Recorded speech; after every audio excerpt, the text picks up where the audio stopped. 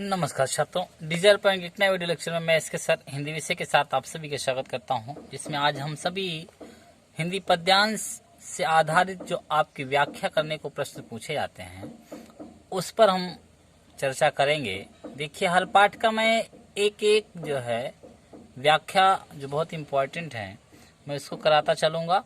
बाकी सब आप अपने आप से करिएगा, क्योंकि व्याख्या हम करा ही चुके हैं एक बार, और तब इसके बाद हम आपको जल्दी जीवन परिचय करा दें। उसके बाद व्याकरण पढ़ाएंगे तो काव्य सौंदर्य के तत्व आपको वहां से समझ में आ जाएंगे।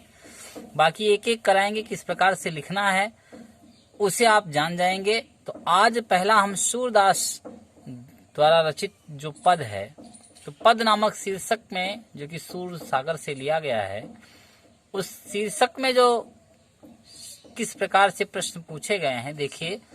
कह रहे हैं कि निम्नलिखित पदों का संदर्भ सहित व्याख्या कीजिए तथा काव्य सौंदर्य भी स्पष्ट कीजिए। तो चरण कमल से लेकर के तीह पाई, ये देखिए अनुमिति दिया गया है, बस पूरा तो दिया नहीं गया है। फिर देखिए, इसमें से आपको व्याख्या करना है, तो ये आपको व्याख्या किस प्रकार से करनी है, कैसे संदर्भ, कैसे प्रसंग लिखना है, कैसे काव्य सौंदर्य लिखना है, इसके बारे में हम आपसे चर्चा करते हैं।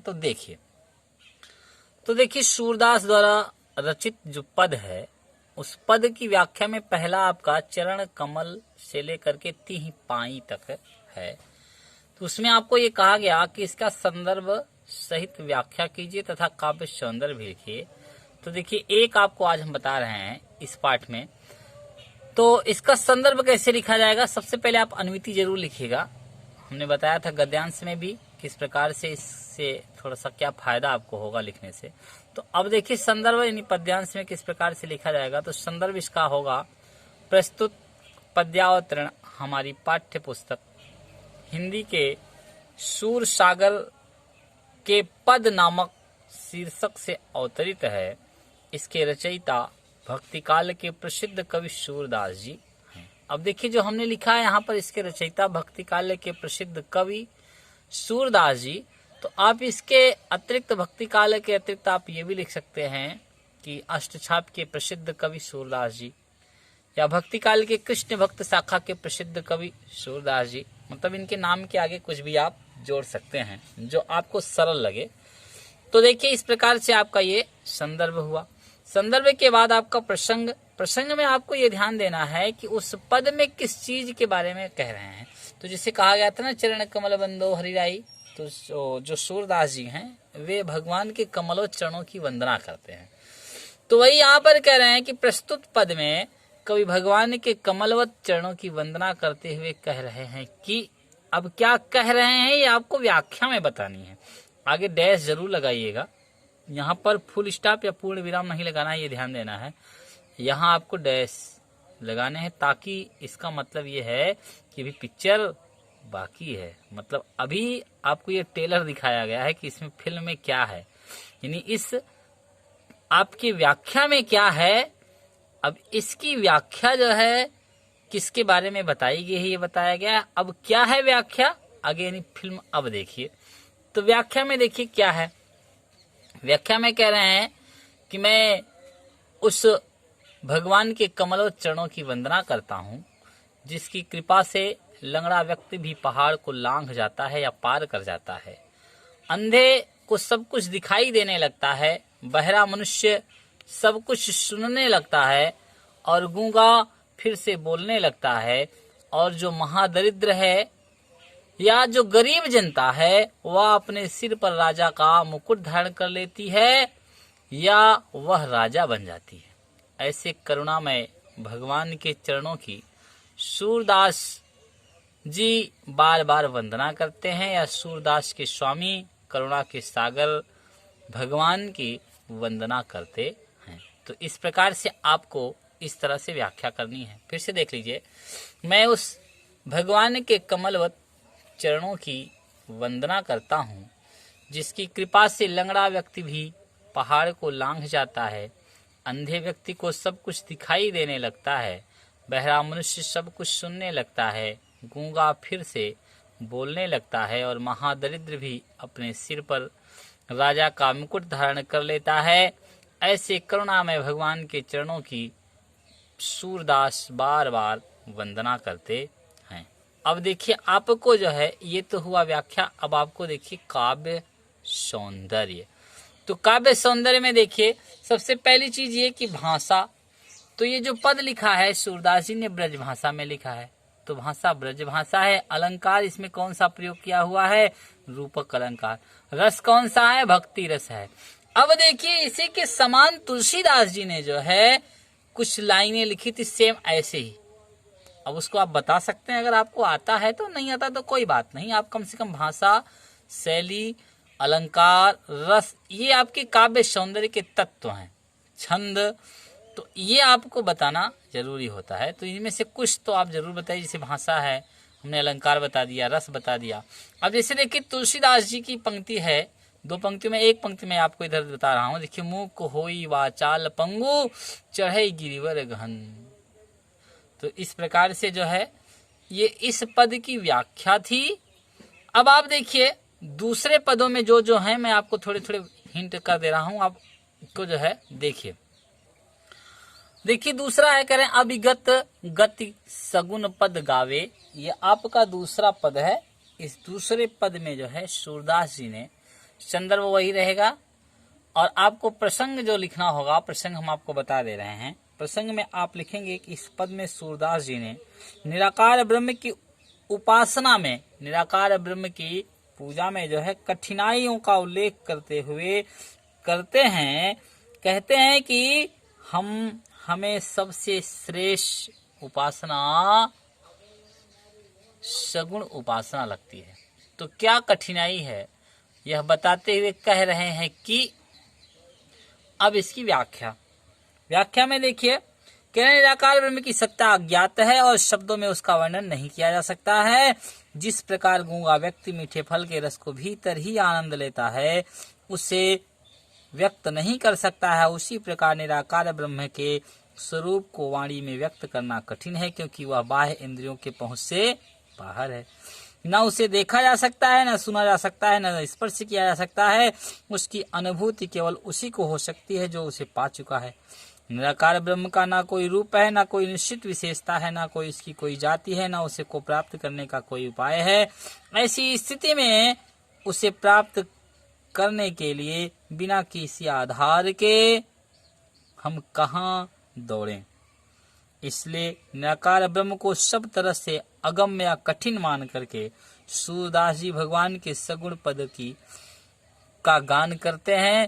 तो इस प्रकार से आपका ये व्याख्या हुआ। अब सौंदर्य की बात की जाए तो काव्य सौंदर्य में सबसे पहली बात भाषा वही रहेगी, ब्रज भाषा में लिखा है इन्होंने। अब देखिए इसमें दूसरी आपके अनुप्रास अलंकार है, और तीसरी बात ये कि अब आप इसमें एक चीज, ये अभी पहली लाइन में हमने संदर्भ में मतलब प्रसंग में ही बताया कि यहाँ पर सूरदास जी ने निर्गुण उपासना की कठिनाइयों को बताया है, और जो है इस कारण वे सगुण पद को गाते हैं, ये विशेष है। अब देखिए तीसरा आपका है किलकत कान से लेकर के दूध पियावती। इसका संदर्भ फिर वही होगा। प्रस्तुत पद्यावतरण हमारी पाठ्य पुस्तक हिंदी काव्य के पद नामक शीर्षक से उद्धृत है, जो कि सूरसागर से अवतरित है या सूरसागर से लिया गया है, जिसके रचयिता कृष्ण भक्त कवि या भक्ति काल के प्रसिद्ध कवि, या आप जो है ये कहिए अष्टछाप के प्रधान कवि सूरदास जी हैं। तो अब देखिए इसकी व्याख्या, कह रहे हैं कि बालक श्री कृष्ण के मड़ियों से जड़े नंद के आंगन में घुटनों के बल चल रहे हैं, और आंगन पर एवं मड़ियों पर पड़े हुए अपने प्रतिबिंब, अपनी परछाई को पकड़ने के लिए दौड़ते हैं। वे कभी अपनी परछाई को हाथ से पकड़ना चाहते हैं और कभी किलकारी मारकर हंसते हैं, तो उनका मुख खुल जाता है और उनके मुख के 2 दांत बड़े ही सुंदर लगते हैं, और जो परछाई हंसती हुई मुद्रा की दिखलाई पड़ती है, वे बार बार उसे पकड़ने की चेष्टा करते हैं या बार बार उसे पकड़ते हैं।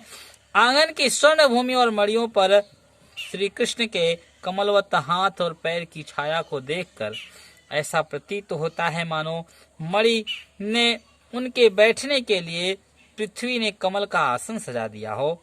और इस प्रकार श्री कृष्ण की बाल लीला के को देख करके यशोदा जी प्रसन्न होकर के बार बार नंद जी को बुलाती हैं और अपने आंचल से ढक करके श्री कृष्ण को दुग्धपान कराती हैं।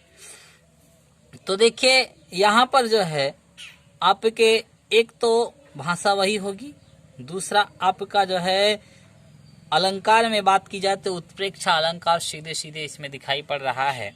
और इसके बाद आपको रस की बात की जाए तो रस में आपकी वात्सल्य रस बहुत ही सुंदर प्रयोग किया गया है। वात्सल्य रस वहाँ होता है जहाँ पर किसी व्यक्ति के बचपन की घटनाओं का वर्णन किया जाए, बचपन की लीलाओं का वर्णन हो, वहाँ पे वात्सल्य रस होता है।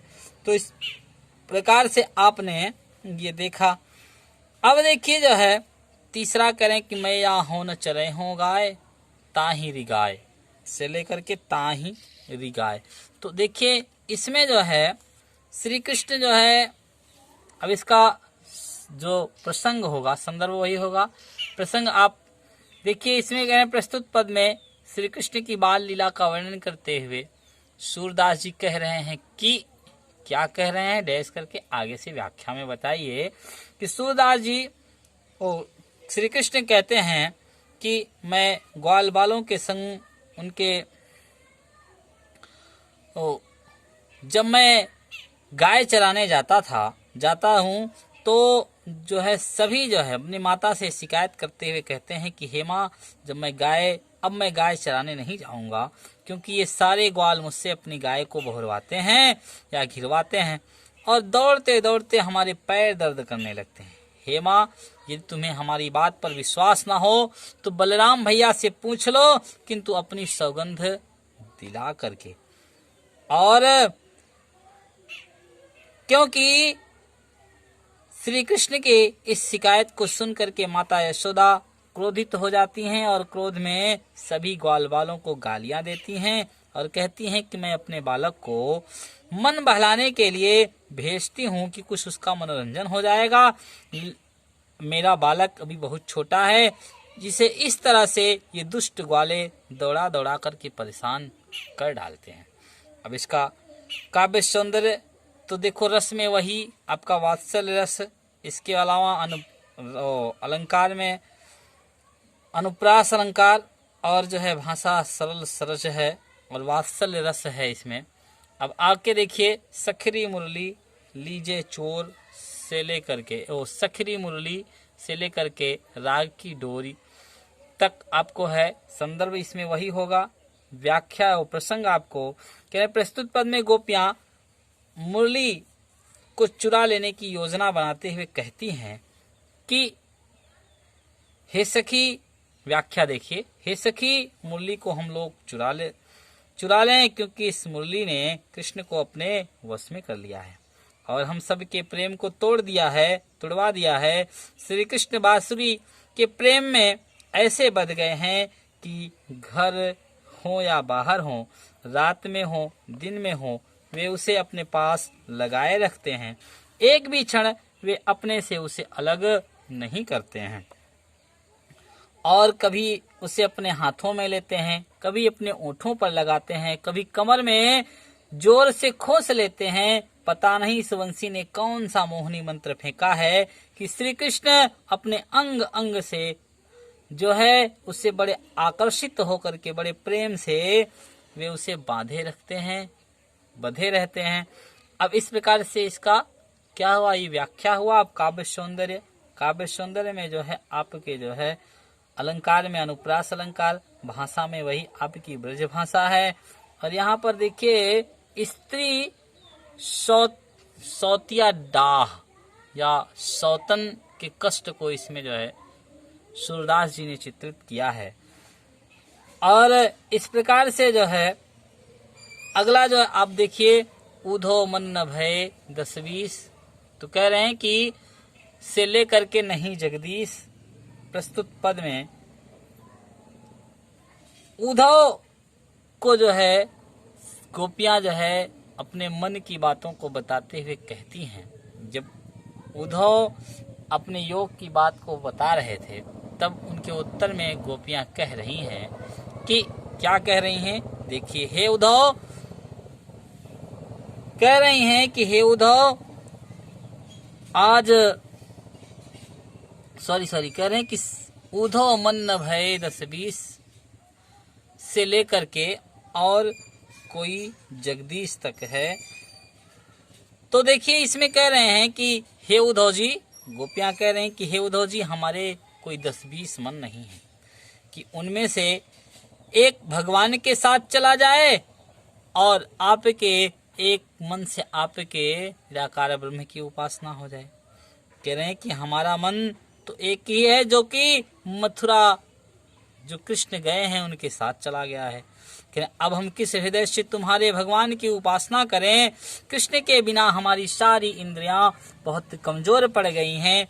जिस प्रकार से बिना सिर के जो है शरीर हो जाता है, श्री कृष्ण के आगमन की आशा में हमारे शरीर में भी सांसें चल रही हैं और इस हालात में हम करोड़ों वर्षों तक जीवित रह सकेंगी।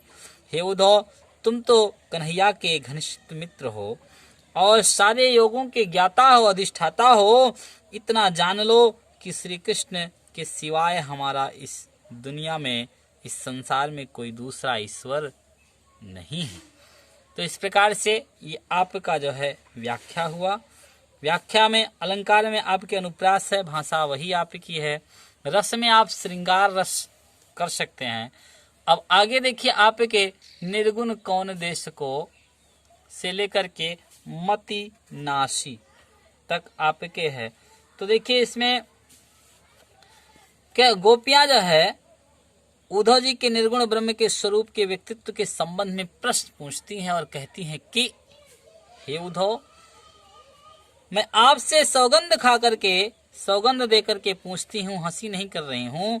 आप हमें समझाकर बतला दीजिए कि जो निर्गुण ब्रह्म की चर्चा कर रहे हैं वह निर्गुण किस देश का रहने वाला है और उसके माता कौन है, उसके पिता कौन है, उसकी पत्नी कौन है, उसकी सेविका कौन है, उसका रंग कैसा है, वह किस प्रकार के आनंद की मैं अभिलाषा करूं। हे उद्धव जी, आप इसे बताने में किस प्रकार छल कपट करेंगे तो निश्चय ही इसका परिणाम आपको बुरा मिलेगा। गोपियों के इस प्रश्न को सुन करके उद्धव जी जो है पागलों की भांति चुप हो गए और मानो कि उनका सारा विवेक नष्ट हो गया। तो इस प्रकार से यहाँ पर अनुप्रास अलंकार काव्य सुंदर में भाषा में वही है और इसमें जो है आपके गोपियों का कृष्ण के साकार रूप की आसक्ति और निर्गुण से विरक्ति का वर्णन किया गया है। आप ये बता सकते हो। आगे है उद्धव मोहि से लेकर के जदुतात। उद्धव मोहि से लेकर के जदुतात, ये आपके कोर्स में है नहीं ये दोनों। तो अब देखिए आपका जो है एक अंतिम वाला है ये, ठीक ना। तो अंतिम है संदेशो देवकी सो कहियो करत संकोच। तो अंतिम पद देखिए ये प्रस्तुत पद में यशोदा जो है श्री कृष्ण जो मथुरा चले गए हैं, उनकी माता जो देवकी हैं, उनके लिए उद्धव से संदेश भिजवाती हैं और क्या कहती हैं, कहती हैं कि श्री कृष्ण कहती हैं कि हे उद्धव, हमारा छोटा सा संदेश आप जो है कह दीजिएगा कि वैसे तो वे कृष्ण के स्वभाव के बारे में जानती होंगी, फिर भी मैं जो है उनके बारे में कुछ बतला देती हूँ कि हमने उनके पुत्र का पालन पोषण मैं करने वाली मात्र धाय हूँ। कह रहे हैं इस नाते वे मेरे ऊपर दया बनाए रखे और यह भी कहना कि वैसे कि देवकी श्री कृष्ण की आदतों को जानती होंगी, तब भी फिर मैं उनके विषय में कुछ बतला रही हूँ कि वे प्रातः काल जब उठते थे तो कृष्ण को मक्खन और रोटी बहुत अच्छा लगता था और कृष्ण के बचपन की चपलता के बारे में यशोदा से कहती हैं कि स्नान करके जब स्नान करने का समय आता, जब तेल लगाने की बारी आती, और करें कि तब जल को और तेल को देख करके तुरंत भाग जाते, और फिर वे जिस जिस वस्तु की मांग करते मैं उसे दे दे करके धीरे धीरे करके मैं इन्हें स्नान कराती। और इस प्रकार से सूरदास जी कहते हैं कि माता यशोदा उद्धव से कहती हैं कि अब मुझे दिन रात इसी बात की सोच रहती है कि जो श्री कृष्ण हैं कहीं आपसे संकोच तो नहीं करते। तो इस प्रकार से अब ये हुआ। और आपका जो है अगर बात की जाए काव्य सौंदर्य की, तो काव्य सौंदर्य में आपका देखिए एक तो अनुप्रास अलंकार है, भाषा में आपकी ब्रज भाषा है, और छंद में जो है गेय पद है, रस में वात्सल्य रस की बात की गई है यहाँ पर, और गुण में माधुर्य गुण है, और शब्द शक्ति की बात की जाए तो अभिदास शब्द शक्ति का प्रयोग किया गया है। तो इस प्रकार आज आपने देखा सूरदास द्वारा रचित पद नामक शीर्षक के जो संदर्भों की व्याख्या और काव्य सौंदर्य किस प्रकार से आपको लिखने हैं। तो बस आज के लिए इतना ही। अब अगले वीडियो के लिए, तब तक के लिए आपको बाय बाय, टेक केयर।